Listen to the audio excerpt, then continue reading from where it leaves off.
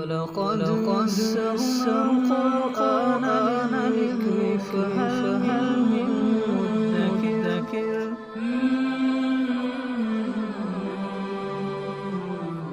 سورۃ النساء آیت نمبر 153۔ اعوذ باللہ من الشیطان الرجیم، بسم اللہ الرحمن الرحیم۔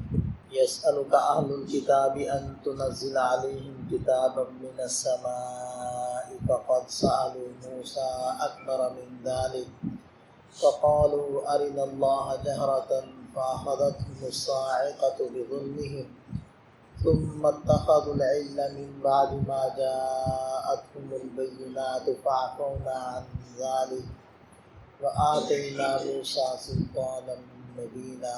سابقہ آیات میں یہود کی شرارتوں، بد اعتقادیوں کا بیان تھا، جو کہا کرتے تھے کہ نؤمن ببعض ونکفر ببعض، کہ ہم بعض رسولوں کو مانتے ہیں، بعض کو نہیں مانتے۔ حضرت موسیٰ علیہ السلام کو ہم مانتے ہیں، حضرت محمد صلی اللہ علیہ وسلم پر ایمان نہیں لاتے۔ تو ان آیات میں جو آج ذکر ہوئی ہیں، تو ان میں یہود کی شرارتوں کا تذکرہ ہے بڑی تفصیل کے ساتھ۔ ایک لمبی فہرست ہے جو چلتی چلی جا رہی ہے آگے تک۔ شان نزول ان کا یہ ہے کہ کچھ یہود نبی پاک صلی اللہ علیہ وسلم کے پاس آئے اور کہنے لگے کہ ہم ایمان لے آئیں گے، لیکن ہمارا مطالبہ یہ ہے کہ جیسے حضرت موسیٰ علیہ السلام جب دور سے تشریف لائے تھے تو ان کے پاس تورات پتھر کی تختیوں میں لکھی ہوئی تھی، وہ ساری کی ساری کتابی شکل میں ایک ہی مرتبہ نازل ہو گئی تھی اور حضرت موسیٰ علیہ السلام لے کر آ گئے تھے۔ تو قرآن بھی اسی طرح آپ سارا کا سارا لکھا ہوا ہمیں نازل کروا کر وہ دکھائیں۔ اگر ایسا ہو جاتا ہے تو بس پھر ہم ایمان لے آئیں گے۔ اور حقیقت میں ایمان لانا ان کا مقصد نہیں تھا، نت نئے مطالبے تھے، نت نئے معجزات وہ مانگا کرتے تھے، اور مقصد تھا صرف تنگ کرنا، پریشان کرنا، اور کوئی مقصد نہیں تھا۔ جیسے حضرت موسیٰ علیہ السلام جب یہ لائے تھے تورات کو، تو اس وقت کون سا یہ ایمان لے آئے تھے؟ تو ارشاد فرمائے یسألک اہل الکتاب، اہل کتاب آپ سے مطالبہ کرتے ہیں ان تنزل علیہم کتابا من السماء، کہ آپ آسمان سے ان کے اوپر ایک لکھی ہوئی کتاب نازل کروائیں۔ تو اللہ تعالیٰ ارشاد فرما رہے ہیں کہ اے نبی صلی اللہ علیہ وسلم آپ اس میں پریشان نہ ہوں۔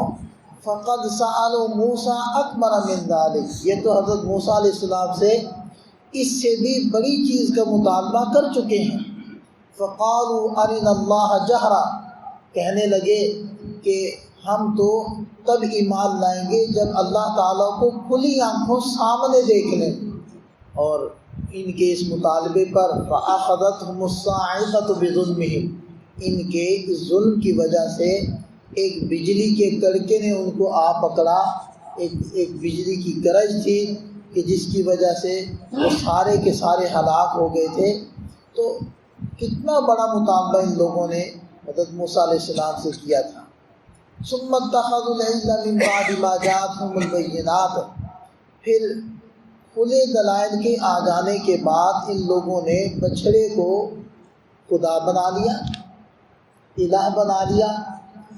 جب حضرت موسیٰ علیہ السلام کی پوری قوم بنی اسرائیل کو لے کر چلے تھے، اور پیچھے فرعون کی فوج تھی، اور آگے دریائے قلزم تھا، نہر سوئس جس کو کہتے ہیں، اور پھر حضرت موسیٰ علیہ السلام کے عصا مارنے سے اللہ تعالیٰ نے اس دریا کو پھاڑا، اور حضرت موسیٰ علیہ السلام اور بنی اسرائیل وہاں سے گزرے، اور وہاں کنارے پر کھڑے ہو کر پوری قوم نے فرعون اور اس کی فوج کے ڈوبنے کا مشاہدہ اپنی آنکھوں سے کیا۔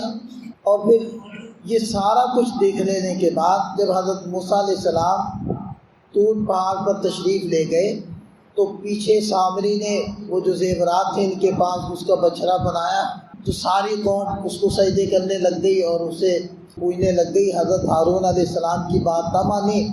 تو اس کی طرف اللہ تعالیٰ ارشاد فرما رہے ہیں کہ واضح دلائل اب اس سے بڑی دلیل اور کیا ہوگی کہ بے سر و سامان تھے، یعنی کوئی اسلحہ نہیں تھا ان کے پاس، کوئی لڑنے کا سامان نہیں تھا، کوئی فوج نہیں تھی، تو اللہ تعالیٰ نے ان کو ان کے سامنے فرعون اور اس کی فوج کو ڈبویا ہے، وہیں سے یہ خود وہاں سے ہو کر نکلے ہیں۔ تو یہ سب کچھ دیکھ لینے کے بعد پھر بھی بچھڑے کو خدا بنانا، تو یہ اللہ تعالیٰ نے شاہد میں کہ یہ دیکھیں ان کا گناہ تو ایسا تھا کہ پوری قوم ہلاک ہو جاتی، نیست و نابود ہو جاتے، لیکن اللہ تعالیٰ فرمایا فَعَفُونَ عَنْ ذَلِكَ، ہم نے یہ گناہ بھی ان کا معاف کیا۔ وَآتَيْنَا مُوسَىٰ سُلْطَانًا مُبِينًا، اور ہم نے موسیٰ علیہ السلام کو واضح برتری اور غلبہ عطا فرمایا۔ وَرَفَعْنَا فَوْقَهُمُ الطُّورَ بِمِيثَاقِهِمْ، اور ہم نے ان سے پکا عہد لیا، اور پکا عہد لینے کے لیے طور پہاڑ کو ان کے اوپر معلق کیا کہ جب یہ مانتے نہیں تھے تو طور پہاڑ کو اللہ تعالیٰ نے بلند کر دیا، ان کے اوپر اٹھا کر سروں پر معلق کر دیا کہ جو کچھ ہم نے یہ احکامات تورات کے اندر دیے ہیں مانتے ہو یا نہیں مانتے؟ اگر نہیں مانتے تو ابھی یہ پہاڑ تمہارے اوپر گرا کر تمہیں کچل کر رکھ دیں۔ تو پھر وہ کہنے لگے کہ ٹھیک ہے ہم مانتے ہیں۔ تو دیکھیں کہ اس قدر ان کی شرارتیں آگے بڑھی، اور پھر جب ان کا مطالبہ تھا، اب دیکھیں کہ ان کو حکم ہوا تھا کہ شام میں اپنے علاقے کے اندر جاؤ اور وہاں جو عمالقہ قوم ہے ان کے ساتھ جہاد کرو، اور پہلے سے حضرت موسیٰ علیہ السلام پر اللہ تعالیٰ نے وحی نازل فرما دی کہ غالب تم رہو گے، تمہیں فتح ملے گی، تو جاؤ تم لوگ جا کر لڑو۔ تو کہنے لگے کہ جی ہم تو نہیں لڑتے، وہ تو بڑے ڈاڈے لوگ ہیں، بڑی سخت قوم ہے، لڑاکو قوم ہے، ہم ان کے ساتھ نہیں لڑ سکتے۔ حالانکہ پہلے سے وعدہ یہ اللہ تعالیٰ نے کر دیا تھا کہ جاؤ لڑو اور ہم تمہیں غلبہ دیں گے۔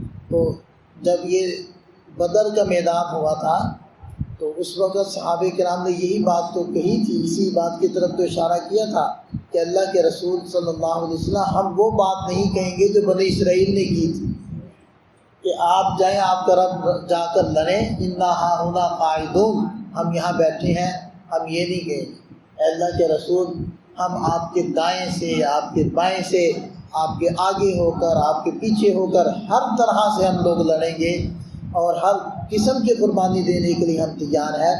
تو بہرحال یہ ان کے ساتھ یہ واقعہ پیش آیا۔ تو جب یہ لڑنے کے لیے تیار نہیں ہوئے تو وادی تیہ کے اندر اللہ تعالیٰ نے ان لوگوں کو محصور کر دیا، وہاں یہ قید ہو گئے۔ وادی تیہ ہے خلیج عقبہ اور خلیج سوئز کے درمیان کا جو علاقہ ہے وہ بنتا ہے وادی تیہ کا علاقہ، اور اسی کی جو جنوبی جانب ہے یہاں طور پہاڑ۔ تو نقشہ ہوتا تو میں آپ لوگوں کو نقشے پر دکھاتا کہ یہ کون سی جگہ۔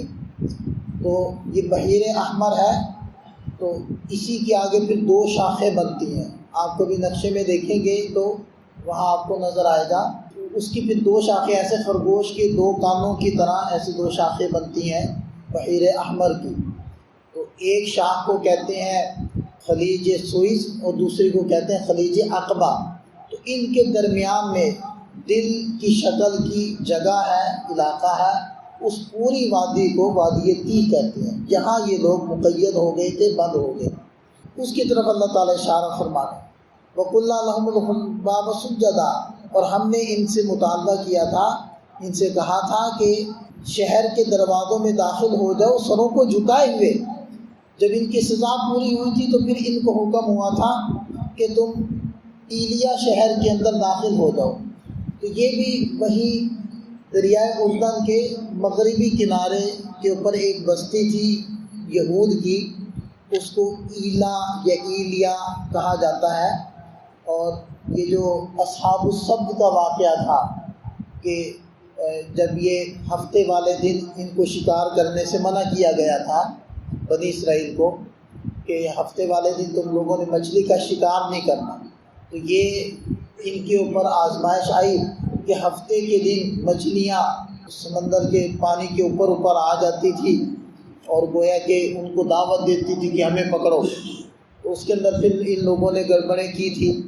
تو یہ بھی اسی جگہ واقع ہے جہاں کی طرف میں اشارہ کر رہا ہوں، دریائے اردن کے مغربی کنارے کے اوپر یہ جگہ واقع ہے۔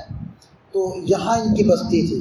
تو ارشاد فرمایا وَقُلْنَا لَهُمْ لَا تَعْدُوا فِي السَّبْتِ، ہم نے ان کو حکم دیا تھا کہ ہفتے والے دن کے اندر ہمارے حکم سے تجاوز مت کرو۔ وَأَخَذْنَا مِنْهُمْ مِيثَاقًا غَلِيظًا، اور ہم نے ان سے بڑے پکے عہد لیے تھے، گاڑے عہد لیے تھے کہ تم ہماری نافرمانی نہیں کرو گے، لیکن ان لوگوں نے نافرمانی کی۔